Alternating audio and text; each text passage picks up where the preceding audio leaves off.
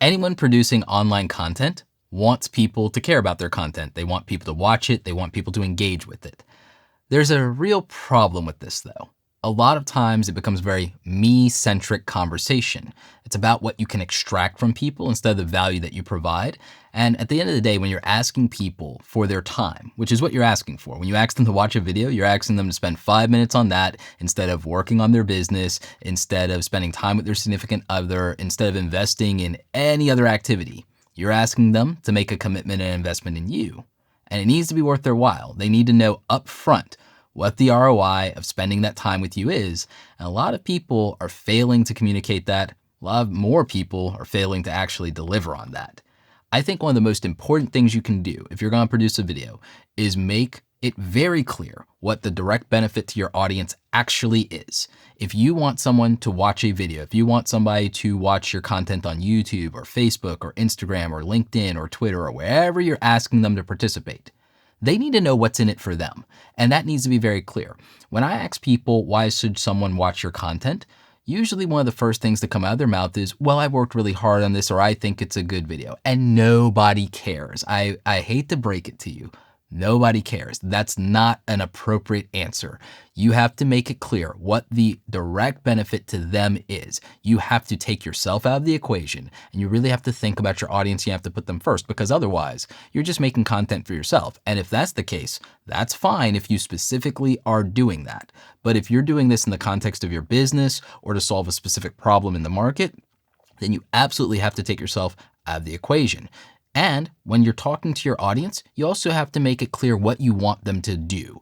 Is there a clear call to action? Is that a subscribe on YouTube? Is it leaving from the platform to buy your product? Is it commenting on this and adding their voice to the conversation? What is it you actually want someone to do? And have you earned the right to ask for that? Have you facilitated that? Have you provided enough upfront value to make it okay to ask for that and expect that people will actually make that commitment?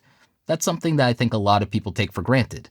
Again, you have to not make it a me-centric conversation, and you have to make it something that is enticing. And that means that it has to be something that's of interest to the other person. It has to be relevant to them, and it has to be relatable.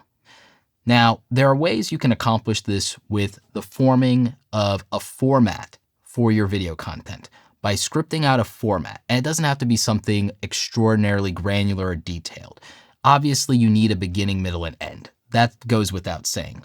But you also have to think about at what point in the beginning, middle, and end are you going to do certain things? At what point are you going to clearly qualify certain aspects of this for your audience? Primary example being, what is it that you provide? Who are you? Why do you matter to me? You need to make that very clear, probably in the first 15 seconds of your video. That's what we refer to as a hook. What is going to draw people in? What is going to entice them? Then you have to think about the pacing of your format, of keeping people engaged and keeping them watching, keeping them listening, keeping them leaning into this. And then, of course, you have to have a strong close, and you have to reinforce your call to action. So I wouldn't wait necessarily to the end of the video to ask someone to do something, because there's a point where they might drop off in the video. You have to accommodate that. I would say halfway through the video, it's okay to either tease your call to action or to make a declaration outright. And then at the end of a video, after you've absolutely delivered value, you can reinforce that ask. So that's something to really keep in mind.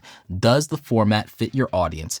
Does the format also serve the goals and priorities that both you and the audience have? Is this a win-win? And are those goals and values really in alignment? Is what you want at the expense of your audience, or is serving your audience coming at the expense of your business goal? I don't think it needs to be an either or. I think there's an opportunity for both parties to get exactly what they want. And I think that a strong content strategy keeps this in mind. I think that if you're very clear and upfront about what the benefit is to your audience, but you're also transparent about what you'd like to happen, then I think that everybody walks away feeling very good about the time that they've spent making this video and watching this video.